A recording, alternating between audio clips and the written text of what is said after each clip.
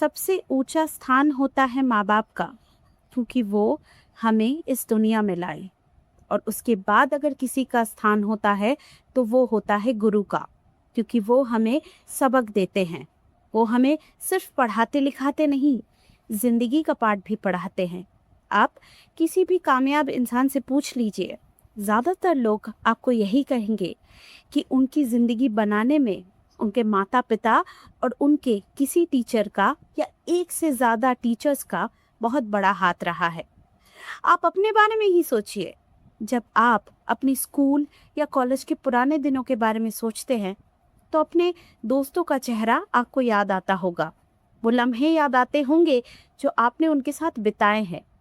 लेकिन उसके साथ एक और चीज़ आपको याद ज़रूर आती होगी, वो होते होंगे आपके कोई टीचर, कोई ऐसे टीचर जिससे आप शायद डरते थे, या कोई ऐसे टीचर जिसे आप पसंद करते थे।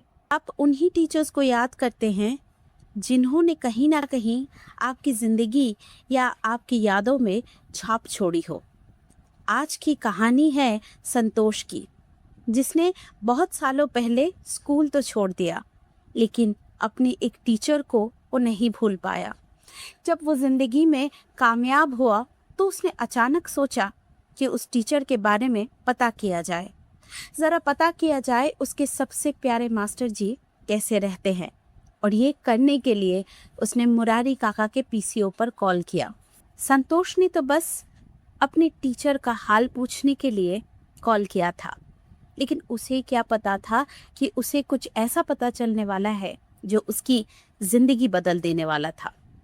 अगर आप भी जानना चाहते हैं कि संतोष को अपने टीचर के बारे में ऐसा क्या पता चला कि उसकी ज़िंदगी बदल गई, तो चलिए शुरू करते हैं आज की कहानी। भास्कर, अगर मैं तुमसे कहूँ कि मुझे तुम्हारी मदद चाहिए एक ऐसे इंसान को ढूंढने में जिसकी एक वक्त में ये शहर बहुत इज्जत करता था, लेकिन आज उस इंसान को इस शहर ने भुला दिया है, तो क्या तुम मेरी मदद करोगे? मैं तो हमेशा आपकी मदद करने के लिए तैयार रहता हूँ।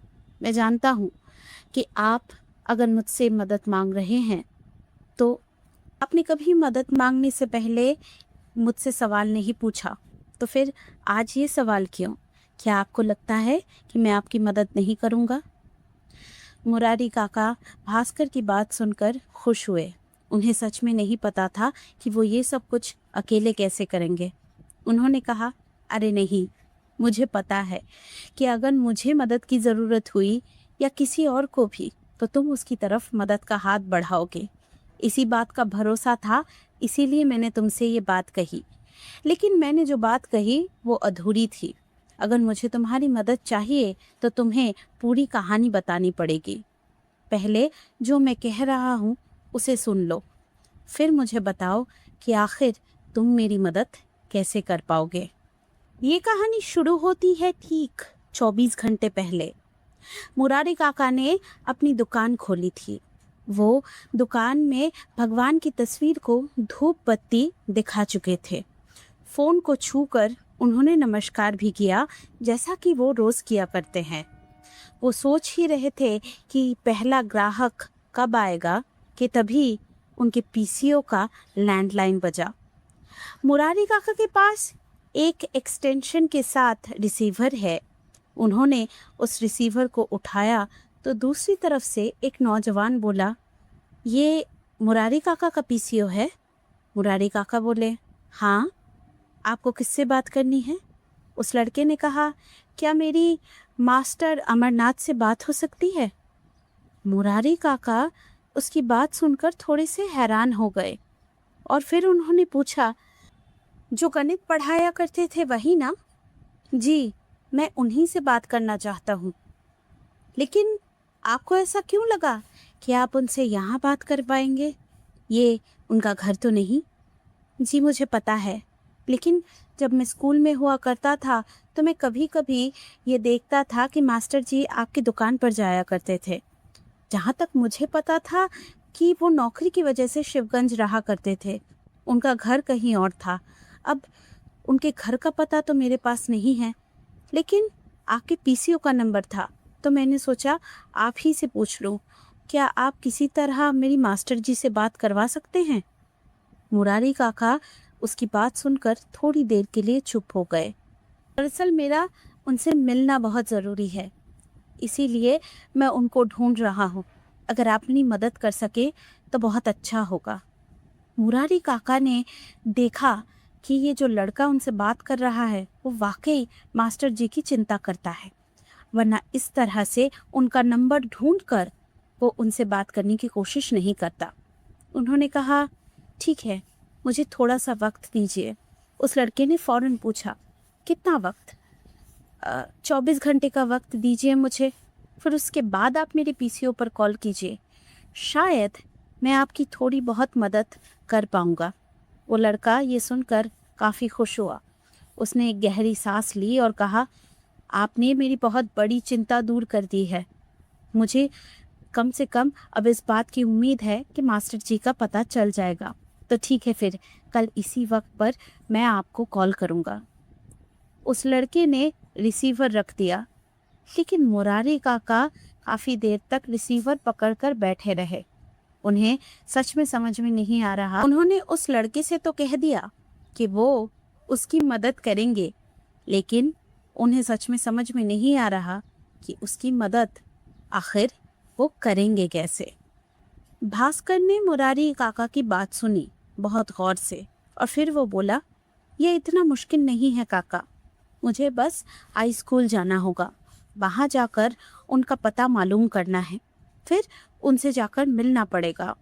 मुरारी काका थोड़े से परेशान हो गए। उन्होंने कहा, फिर तो बहुत बड़ी मुसीबत हो जाएगी। भास्कर ने पूछा, क्यों? जहाँ तक मुझे याद है उनका घर इस शहर में है नहीं। वो शहर से बाहर लगभग 5 किलोमीटर दूर एक छोटे से गांव में रहा करते थे। मुझे पता नहीं है वो अभी भी वहाँ रहते हैं या नहीं। जब वो यहाँ नौकरी किया करते थे तो लोग उनकी इस शहर में बहुत इज्जत किया करते थे। यूँ तो शिक्षक कई थे, लेकिन वो इकलौते शिक्षक थे जो ना सिर्फ पढ़ाते थे बल्कि कमज़ोर बच्चों की अलग से मदद करते थे। सिर्फ अपना ज्ञान देकर नहीं, बल्कि अगर उन्हें ज़रूरत हुई तो कॉपी और किताबें भी खरीद कर देते थे। लेकिन फिर एक वक्त आया, वो रिटायर हो गए। फिर धीरे धीरे वक्त आगे गुजरता गया और शिवगंज के लोग उन्हें भूलने लग गए। और रही बात उनके पते की भास्कर, तो ऐसा भी तो हो सकता है कि वो अब वहाँ ना रहते हों। भास्कर ने थोड़ा सोचा। उसने देखा कि मुरारी काका की बात में दम तो है। भास्कर ने फिर पूछा, उनको नौकरी ख़त्म किए कितना साल हो गया? लगभग 15 साल तो हो गए होंगे। 15 साल? लेकिन फिर भी काका, कोशिश तो करनी पड़ेगी। अगर उनका एक शिष्य उनसे मिलना चाहता है, उनसे बात करना चाहता है, तो हमें उसकी मदद करनी पड़ेगी। लोग स्कूल से निकल जाते हैं काका, फिर धीरे धीरे अपने दोस्तों को, अपने स्कूल को, अपने शिक्षक को भूल जाते हैं। लेकिन ये लड़का कुछ अलग है। इसने अपने शिक्षक को ना सिर्फ याद रखा है, बल्कि उनसे जुड़ने के लिए इतनी मेहनत की है। हमें भी इसकी थोड़ी बहुत मदद करनी पड़ेगी। ऐसा हो सकता है कि मास्टर जी के घर पहुंचकर मुझे कोई न मिले। शायद मुझे नए तरीके से सफ़र की शुरुआत करनी पड़े। लेकिन फिर भी काका, मैं कोशिश तो करूँगा। एक शिष्य जो अपने गुरु को ढूंढ रहा है, उसके लिए मैं इतना तो कर ही सकता हूँ। भास्कर ने अपने हाथ की घड़ी देखी और फिर बोला, मैं दफ्तर में आज अगर थोड़ी देर बाद गया तो ज़्यादा नुकसान होगा नहीं। मैं एक काम करता हूँ, दफ्तर जाने से पहले हाई स्कूल पहुँच जाता हूँ। हाई स्कूल जाकर ये पता करने की कोशिश करता हूँ कि मास्टर जी का पता मुझे मिल सकता है या नहीं। भास्कर जब मुरारी काका के पीसीओ से निकला तो मुरारी काका उसे देख रहे थे और मन ही मन ईश्वर से यही प्रार्थना कर रहे थे कि भास्कर को मास्टर जी का पता मिल जाए। मुरारी काका के पीसीओ से निकलने के बाद भास्कर ने और ज़रा भी देर नहीं की। उसने सबसे पहले हाथ दिखाकर एक रिक्शा रोका। रिक्शा पे बैठते ही उसने पूछा, शिवगंज हाई स्कूल जानते हो? हाँ साहब, जानता हूँ।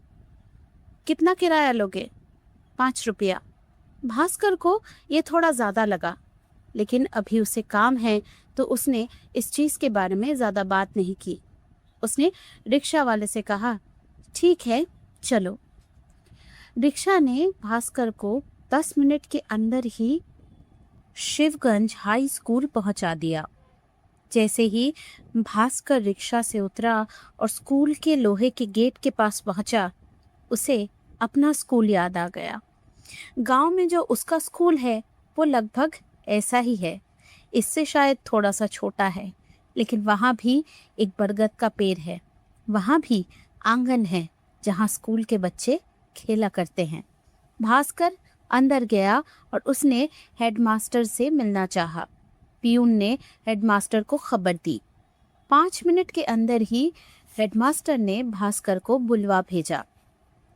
हेडमास्टर से मिलने के बाद जब भास्कर ने आखिरकार उनसे मास्टर अमरनाथ के बारे में पूछा, तो पहले ही भास्कर से हेडमास्टर ने पूछा, क्या तुम यहाँ पहले पढ़ा करते थे? तुम्हारी शक्ल मुझे ठीक से याद नहीं आ रही, माफ़ करना। भास्कर मुस्कुराया और बोला, नहीं नहीं सर, मैं यहाँ नहीं पढ़ता था। मैं दरअसल किसी और वजह से उनके बारे में पूछ रहा हूँ। फिर भास्कर ने आखिरकार हेडमास्टर को सब कुछ बताया। उन्होंने कहा, संतोष संतोष संतोष। मुझे याद नहीं आ रहा कि इस नाम का कोई छात्र स्कूल में पढ़ा करता था, लेकिन अगर वो मास्टर जी का पता ढूंढ रहा है, इसका मतलब वो मास्टर जी को जानता है। उनका पता रजिस्टर से ढूंढना पड़ेगा, उसके लिए थोड़ा सा वक्त लगेगा। तुम्हें थोड़ा सा इंतज़ार करना पड़ेगा। भास्कर ने सर हिलाया और इंतज़ार करने के लिए मान गया। ज़्यादा इंतज़ार भास्कर को नहीं करना पड़ा। लगभग आधे घंटे बाद ही भास्कर के हाथ आखिरकार मास्टर जी का पता लग गया। पता लेकर भास्कर जब आखिरकार स्कूल के लोहे के गेट के पास पहुंचा, तो उसने घड़ी देखी और पाया कि दफ्तर जाने के लिए उसे वैसे ही बहुत देर हो चुकी थी।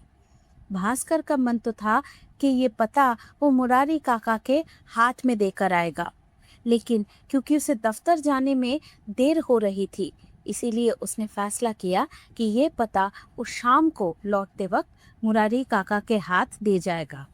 आखिरकार भास्कर ने वो पता अपनी जेब में रखा और स्कूल से वो दफ्तर के लिए रवाना हो गया। इधर भास्कर ने अपना काम ख़त्म किया और उधर मुरारी काका का फ़ोन सही वक्त पर बज गया। मुरारी काका ने जैसे ही रिसीवर उठाया, वैसे ही पिछले दिन वाले नौजवान ने उनसे पूछा, आपको मास्टर जी का नंबर मिल गया? उन्होंने कहा, देखिए, मैंने किसी को ये काम दिया है, लेकिन आप इत्मीनान रखिए, मैंने जिसे ये काम दिया है वो बहुत ही जिम्मेदार इंसान है। ये सुनकर वो नौजवान बहुत खुश हुआ। उसने कहा, चलिए, आपने तो मेरी एक बहुत बड़ी चिंता दूर कर दी। दरअसल मैंने आपको ये बताने के लिए फ़ोन किया था कि कल मैं शिवगंज आ रहा हूँ। आज रात को रवाना हो जाऊँगा तो कल सुबह तक पहुँच जाऊँगा। फिर एक दिन रुककर मैं मास्टर जी से मिल लूँगा। दरअसल मुझे उनसे बहुत ज़रूरी बात करनी है और इसीलिए उनसे आमने सामने मिलना ज़रूरी है। मुरारी काका को बड़ी उत्सुकता हो रही थी, तो उन्होंने आखिर सवाल पूछ ही लिया। उन्होंने कहा, अगर बुरा न माने तो आपसे एक सवाल पूछ सकता हूँ? उस लड़के ने कहा, हाँ हाँ बिल्कुल पूछिए। मुरारी काका ने कहा, आप उनसे मिलना चाहते क्यों हैं?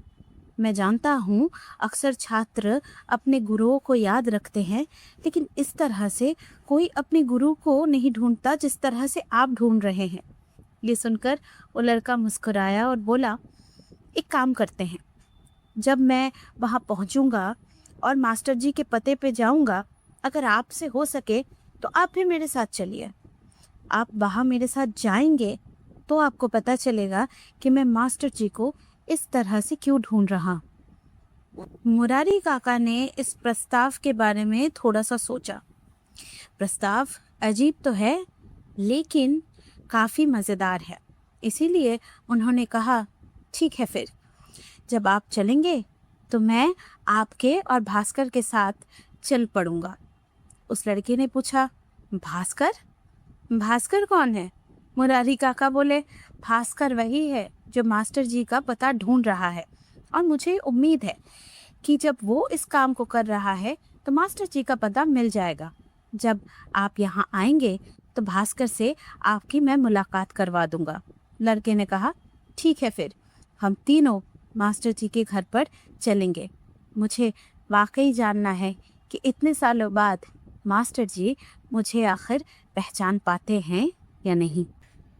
शिवगंज स्टेशन के प्लेटफॉर्म पर उतरते ही संतोष को एक अजीब सा एहसास हुआ। उसे लगा मानो वो अपने घर लौट आया है।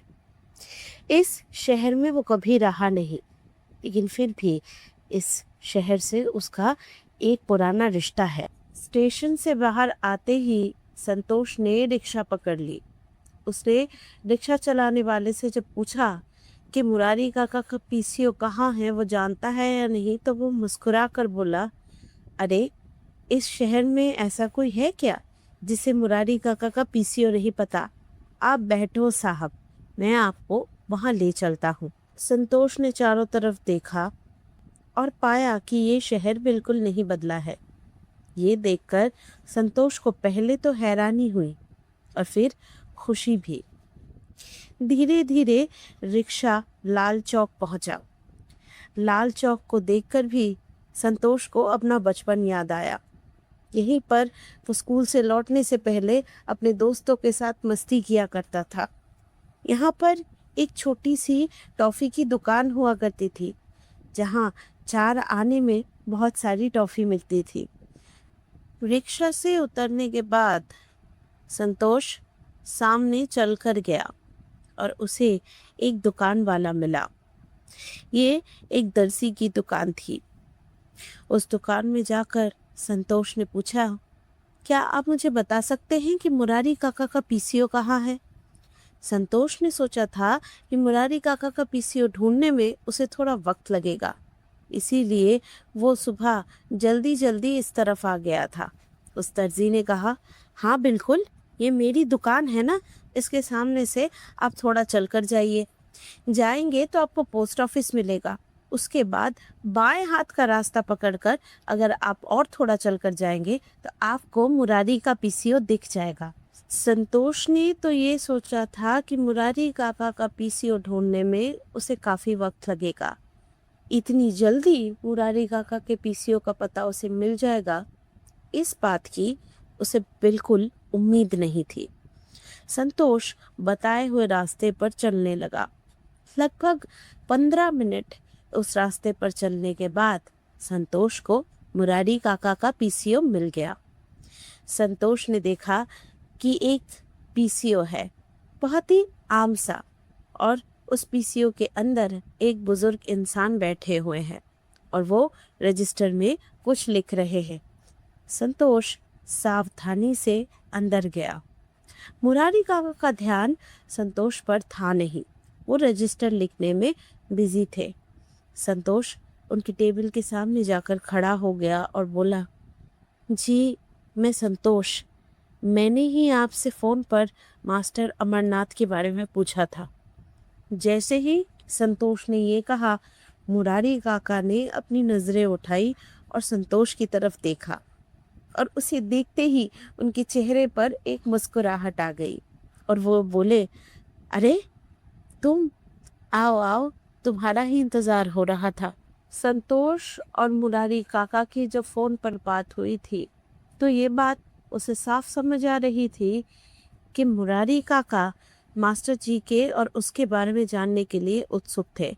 उसने तो ये सोच ही लिया था कि जैसे ही वो मुरारी काका के दुकान पहुंचेगा, मुरारी काका उससे मास्टर जी के बारे में सवाल पूछेंगे। लेकिन ये देखकर संतोष हैरान रह गया कि मुरारी काका ने उससे मास्टर जी के बारे में कुछ नहीं पूछा। उल्टा संतोष को उन्होंने एक ग्लास पानी का दिया।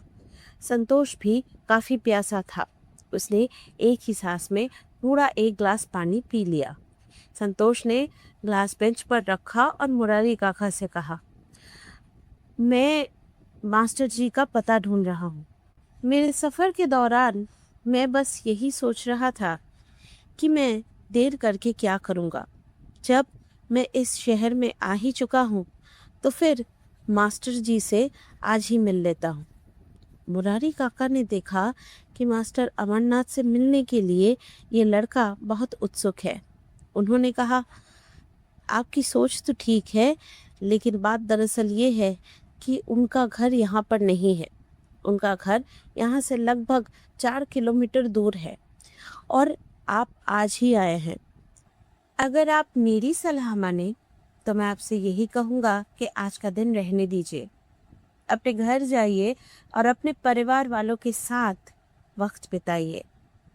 परिवार का नाम सुनते ही संतोष के चेहरे का भाव बिल्कुल बदल गया। उसके चेहरे पर अब तक जो हंसी थी वो कहीं गायब हो गई। वो बेंच से उठकर अचानक खड़ा हुआ और फिर उसने कहा, हाँ हाँ, आप ठीक कह रहे हैं, बहुत गर्मी है, आज वहाँ जाना ठीक नहीं होगा। मैं भी ना कुछ भी कहता हूँ। ठीक है, फिर मैं कल सुबह आ जाऊँगा। मैं साथ में गाड़ी लेकर आऊँगा और फिर हम तीनों यहाँ से रवाना हो जाएंगे। मुरारी काका को बड़ी हैरानी हुई। उन्हें ये समझ में नहीं आ रहा था कि उन्होंने ऐसा क्या कह दिया जिसे सुनकर संतोष इस तरह से अचानक बेंच से उठकर खड़ा हुआ। उन्होंने तो पूछ ही लिया, क्या बात है, मैंने ऐसा क्या कहा जो आप? संतोष ने कहा, नहीं नहीं नहीं, आपने कुछ नहीं कहा, बस कुछ याद आ गया। आप मेरी चिंता मत कीजिए, कल सुबह आप तैयार रहिएगा। मैं आपको और भास्कर जी को लेने के लिए आ जाऊंगा और फिर हम मास्टर जी के घर के लिए निकल जाएंगे। ये बोलकर संतोष मुरारी काका के दुकान से निकल आया और जितना जल्दी हो सके उसके मुरारी काका की दुकान पीछे छोड़ दी और जोर से कदम बढ़ाकर आगे निकल गए। मुरारी काका बस हैरानी से उसकी तरफ देखते रहे और यही सोचते रहे कि आखिरकार उन्होंने ऐसा क्या कह दिया जिस बात ने संतोष को इतना बेचैन कर दिया। मुरारी काका से भास्कर की पहले ही बात हो चुकी थी, इसीलिए सही वक्त पर भास्कर ठीक मुरारी काका के पीसीओ के सामने पहुंच गया। तब तक मुरारी काका आए नहीं थे। भास्कर बड़ी बेचैनी से मुरारी काका का इंतजार कर रहा था। सच कहो तो वो भी संतोष से मिलने के लिए बेताब था। उसके दिल में संतोष और उसके मास्टर जी को लेकर कई सवाल थे। भास्कर चारों तरफ देख रहा था। सुबह वो इतनी जल्दी उठकर आया था कि एक कप चाय तक पीने का उसको मौका नहीं मिला। वो देख रहा था कि कहीं चाय की कोई टपरी खुली हुई है या नहीं। थोड़ा नजर दौड़ाने के बाद भास्कर को एक चाय की टपरी दिखी और वो उस तरफ चल कर गया।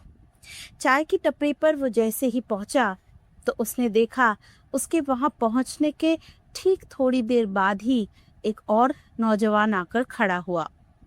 भास्कर की उससे बातचीत होने लगे।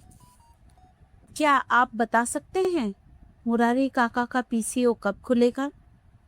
जी, वैसे तो लगभग 1 घंटे में उनका पीसीओ रोज खुल जाता है, लेकिन आज उनका पीसीओ खुलेगा नहीं, भास्कर ने जवाब दिया। क्यों?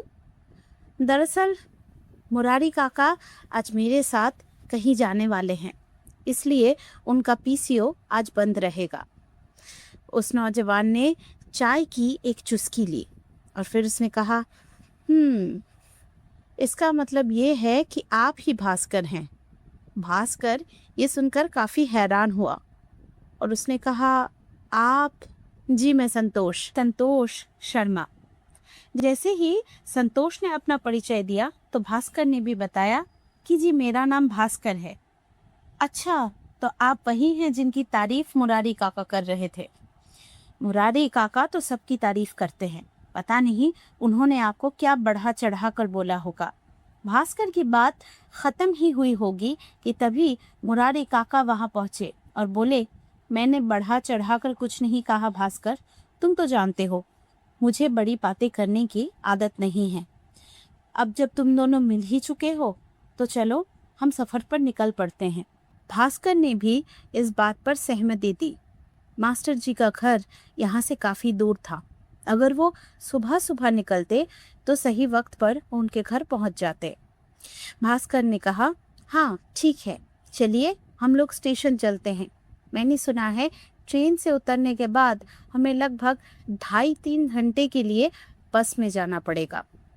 मुरारी काका और भास्कर यही बातें कर रहे थे, तभी संतोष ने कहा, मुझे नहीं लगता कि इतनी मेहनत करने की जरूरत पड़ेगी। मेरे पास एक दूसरा रास्ता है। दूसरा रास्ता? कैसा रास्ता? भास्कर ने पूछा। आप मेरे साथ मेरी गाड़ी में चल सकते हैं। भास्कर और मुरारी काका हैरान हो गए। उन्होंने कहा, आप अपनी गाड़ी लाए हैं? उसने कहा, जी, मुझे अंदाजा हो गया था कि सफर लंबा है, इसीलिए मैं अपनी गाड़ी अपने साथ लाया। लेकिन आपने तो कहा था कि आप ट्रेन से। मुरारी काका इससे पहले कि अपना सवाल खत्म कर पाते, संतोष ने कहा, मैं समझ सकता हूँ, आपके दिल में बहुत सारे सवाल हैं। आपके सारे सवालों के जवाब आपको मिल जाएंगे, बस आपको थोड़ा सा इंतजार करना पड़ेगा। संतोष ने अपनी बात खत्म ही की थी कि तभी सामने आकर एक सफेद एम्बेसडर गाड़ी रुकी। उस गाड़ी के ऊपर लाल बत्ती थी और सामने हमारे देश का तिरंगा। ये देखकर भास्कर और मुरारी काका बिल्कुल हैरान हो गए। संतोष की तरफ उन लोगों ने मुड़कर देखा। संतोष से भास्कर ने पूछ लिया, क्या आप कोई बहुत बड़े अफसर हैं? भास्कर के इस सवाल पर संतोष बस मुस्कुराया और बोला, बस एक छोटा सा अधिकारी हूँ। वैसे तो ट्रेन से जाने में मुझे कोई आपत्ति नहीं थी, लेकिन बहुत देर हो जाती, इसीलिए मैंने सोचा कि हम लोग गाड़ी में चलेंगे। लेकिन अगर आप लोग ट्रेन में जाना चाहते हैं तो मुझे कोई आपत्ति नहीं है। भास्कर ने कहा, नहीं नहीं, चलिए आपकी गाड़ी में ही चलते हैं। आप ठीक कह रहे हैं, गाड़ी में चलेंगे तो ये सफ़र आसान भी हो जाएगा और हम जल्दी वापस भी आ पाएंगे। वो सब लोग आखिरकार गाड़ी की तरफ बढ़े। भास्कर सामने की सीट पर ड्राइवर के पास जाकर बैठ गया और मुरारी काका संतोष के साथ पीछे की सीट पर बैठे। सारे रास्ते संतोष भास्कर और मुरारी काका से बात करता रहा। वो ऐसे बात करता रहा जैसे मानो अभी कुछ हुआ ही नहीं। उसको बहुत गौर से देख रहे थे मुरारी काका। देखकर वाकई बताना मुश्किल था कि ये जो लड़का उनके सामने बैठा है वो इतना बड़ा अफसर है। मुरारी काका ने कई बार बातों बातों में जानने की कोशिश की कि वो आखिर करता क्या है, लेकिन संतोष अभी ये बताने को तैयार नहीं था, मानो जैसे ये बात बताने का अभी सही वक्त आया नहीं।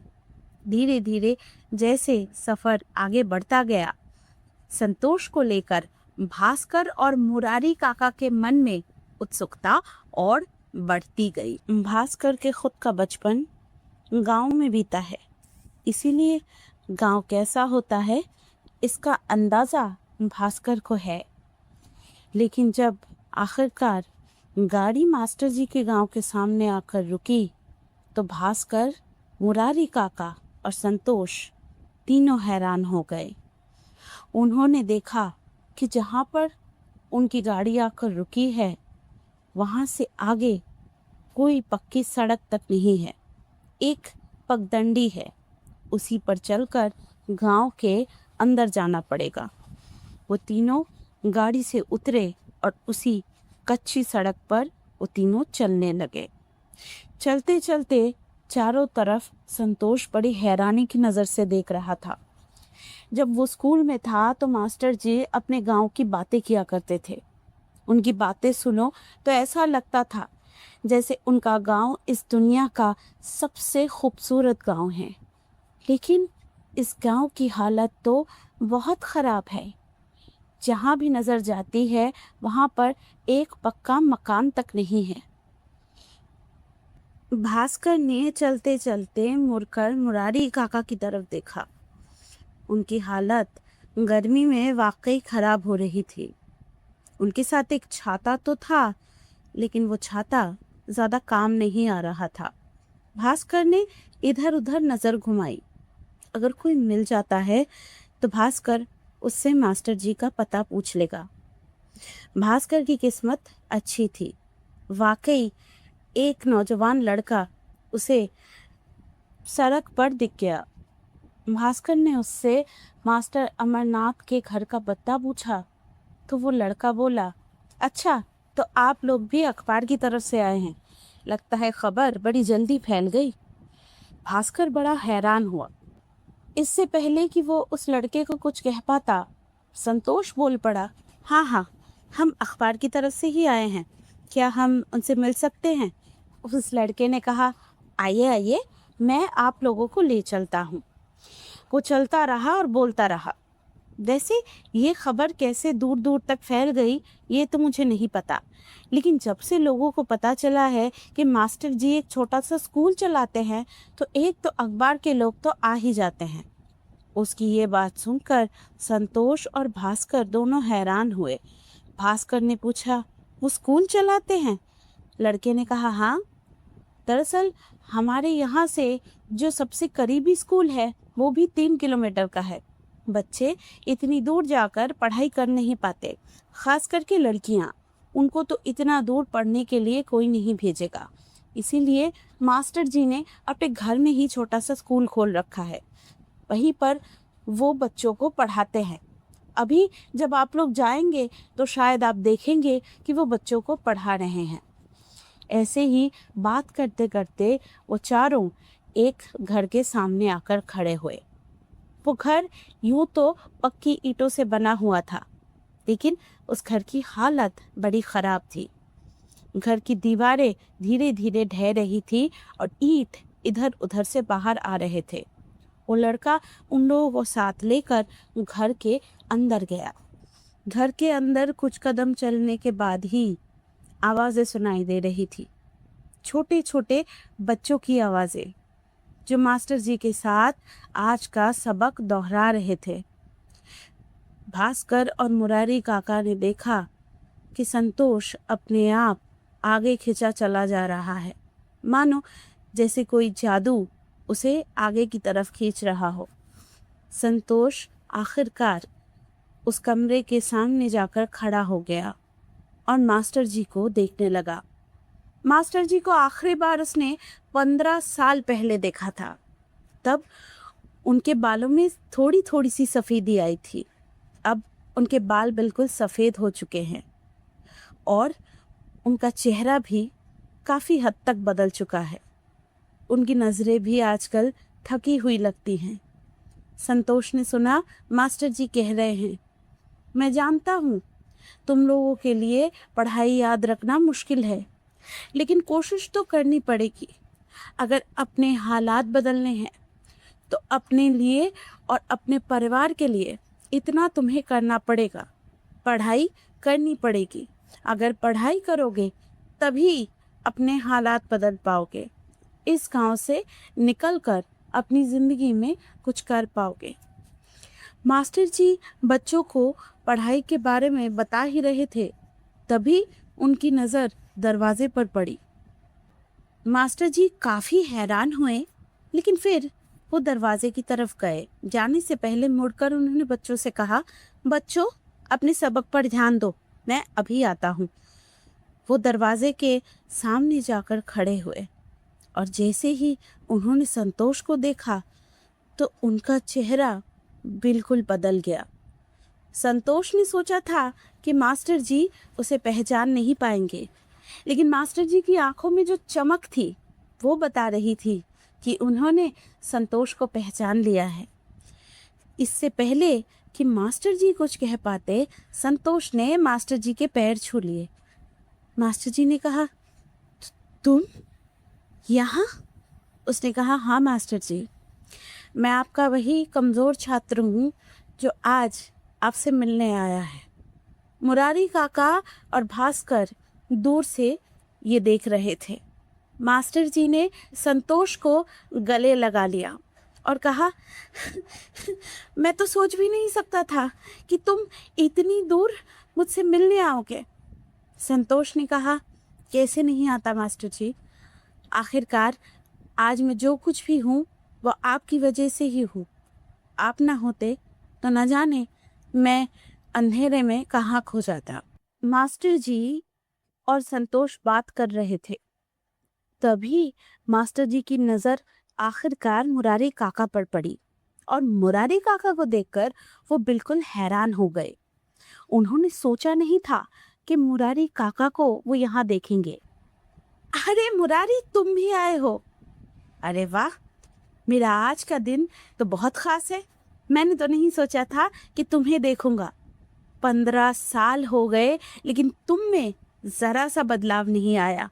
मास्टर जी ने ये कहकर मुरारी काका को गले लगा लिया। मुरारी काका बोले, ये तो बच्चे आपका घर ढूंढ रहे थे, तो मैंने सोचा कि चलो मैं भी इन लोगों के साथ हो लेता हूँ। इसी बहाने शहर से बाहर आने का एक मौका मिल जाएगा। भास्कर अब तक ये सब कुछ देख रहा था।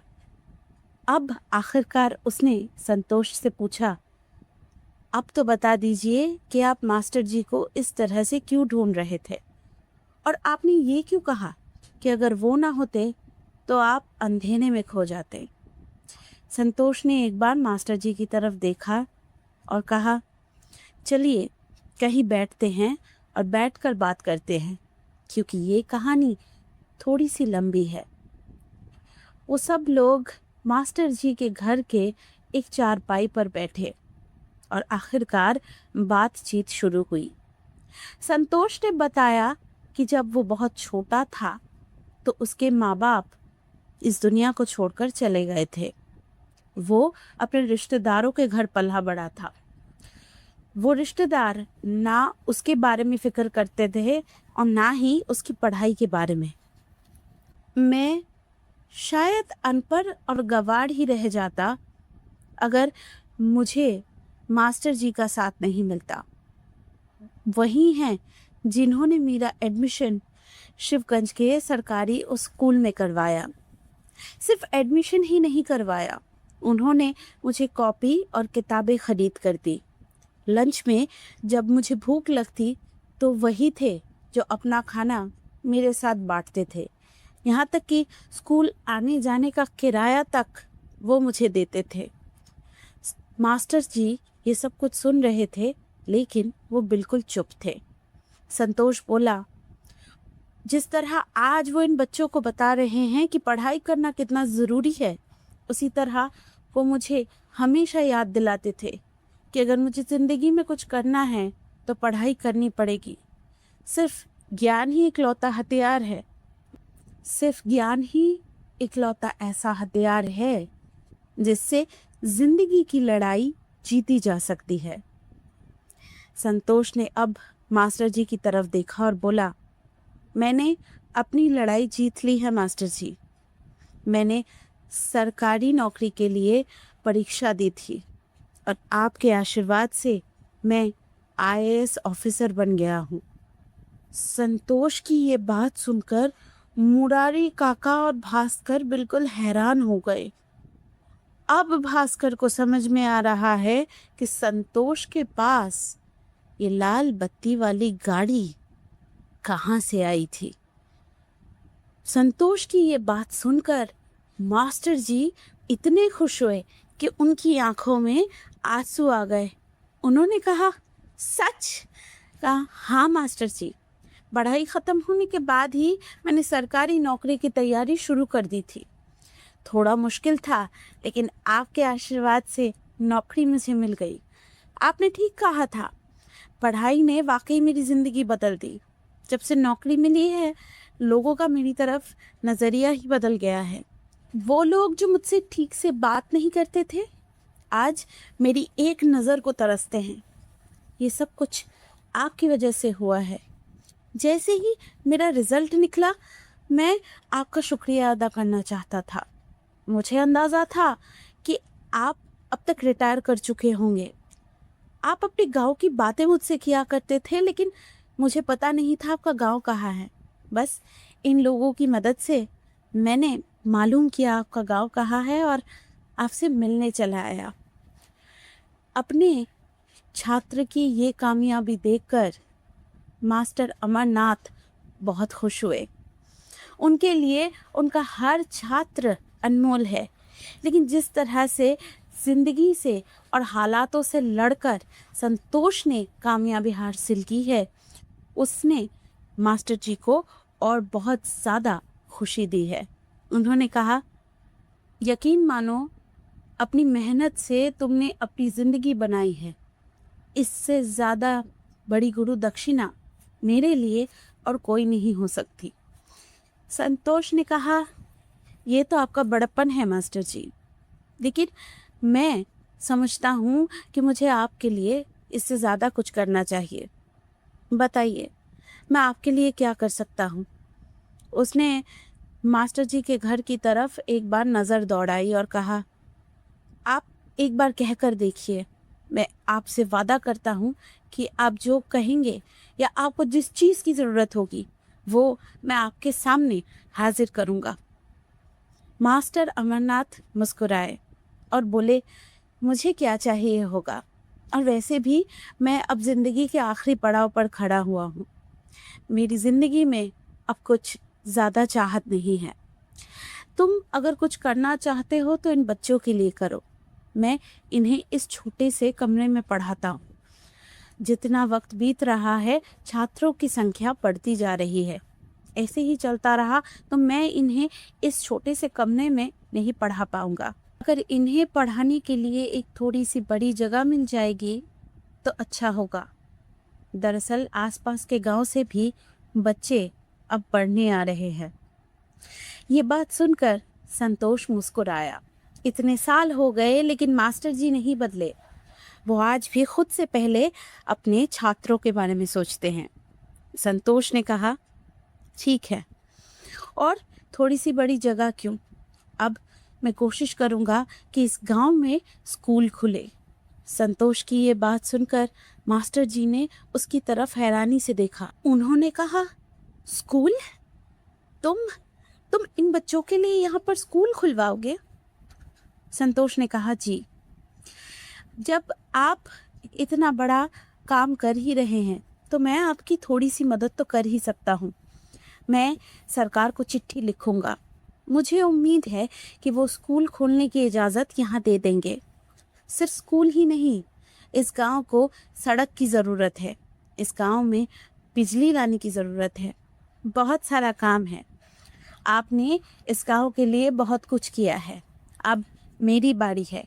जब मेरे पास क्षमता है तो मैं उस क्षमता का उपयोग करूँगा, और अगर मेरी वजह से इन बच्चों का भला होगा तो मुझे सबसे ज़्यादा शांति मिलेगी। मुझे लगेगा मेहनत करके मैंने जो मुकाम हासिल किया है वो किसी ना किसी के तो कम से कम काम आ रहा है। संतोष जब मुरारी काका और भास्कर को लेकर शिवगंज से निकला था तो उसने सोचा था वो मास्टर जी से मिलकर ही वापस आ जाएगा, लेकिन मास्टर जी ने उसे इतनी आसानी से छुट्टी नहीं दी। मास्टर जी ने उन्हें अपना घर दिखाया, अपना गांव दिखाया, अपने छोटे छोटे छात्रों से मिलाया। इसके अलावा भी गांव के दूसरी जगह की क्या हालत है ये भी संतोष को मास्टर जी ने दिखाया। संतोष ने घूम घूम कर देखा तो उसे समझ में आया कि इस गांव को अभी बहुत कुछ चाहिए। ये गांव अभी भी बहुत पीछे है। आखिरकार जाने का वक्त आया तो मास्टर जी ने जिद की कि वो मुरारी काका, भास्कर और संतोष को गांव के बाहर छोड़ कर आएंगे। जब मास्टर जी उन तीनों को बाहर छोड़ने आ रहे थे तो उनके साथ दूसरे कई लोग आ रहे थे। मास्टर जी का एक छात्र इतना बड़ा अफसर बना है, ये खबर गांव में फैल चुकी थी। सब संतोष को देखने आए थे। जब वो लोग आखिरकार गांव के बाहर आए और लाल बत्ती वाली गाड़ी गांव के लोगों ने देखी तो वो सब हैरान हो गए। गांव के जो दो चार छोटे छोटे बच्चे आए थे वो गाड़ी के चारों तरफ जमा हो गए और गाड़ी को देखने लगे।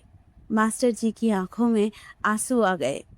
उनका एक छात्र इतनी दूर तक आया था, ये देखकर उनकी छाती गर्व से फूल गई। संतोष ने एक बार फिर मास्टर जी के पैर छुए और कहा, ये जो कुछ भी है ये आपकी वजह से है।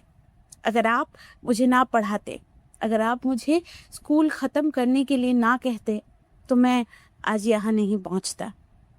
मैं आपसे वादा करता हूँ कि मैं फिर लौट कर आऊँगा, और जब अगली बार लौट कर आऊँगा तो मेरे साथ आपको कुछ और अवसर मिलेंगे। तो आपकी तरह मेरी आँखों में भी इस गांव के लिए सपना होगा, और मैं आपसे वादा करता हूँ, बल्कि मैं आप सबसे वादा करता हूँ कि उस सपने को पूरा करने के लिए मैं पूरी मेहनत करूँगा। आखिरकार संतोष गाड़ी में बैठा। उसके साथ मुरारी काका और भास्कर गाड़ी में बैठे। गाड़ी का इंजन चालू हुआ और गाड़ी चलने लगी। संतोष गाड़ी के पीछे मुड़कर देख रहा था। वो देख रहा था कि मास्टर जी के साथ साथ और कई लोग गांव के बाहर खड़े हुए हैं और हाथ हिला रहे हैं। उन सब की आंखों में उम्मीद थी कि संतोष फिर लौट कर आएगा, संतोष उनके हालातों को बदलेगा। और संतोष भी फैसला कर चुका था कि वो उनकी इस उम्मीद पर पूरी तरह से खड़े उतरने की कोशिश करेगा।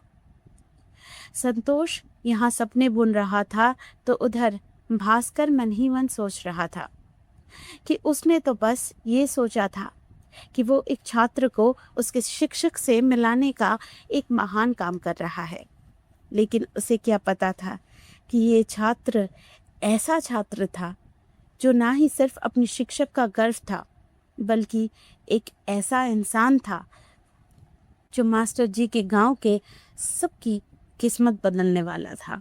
मास्टर अमरनाथ स्कूल से तो रिटायर हो गए, लेकिन एक शिक्षक बनने से उन्होंने कभी रिटायरमेंट नहीं ली। अगर हो सके तो ये कहानी किसी ऐसे इंसान को सुनाइए जो बिना किसी स्वार्थ के समाज के लिए या दूसरों के लिए कुछ कर रहा है। उसे बताइए कि जो वो कर रहा है वो कोई छोटा काम नहीं। अगर आप लोगों को ये कहानी पसंद आई हो तो फिर से लौट कर आइएगा मेरे YouTube पेज एक और पन्ना पर, जहाँ पर आपको ऐसी ही कहानियाँ मिलती रहेंगी। फिर मिलेंगे किसी और कहानी के साथ। तब तक खुश रहिए और कहानियाँ सुनते रहिए।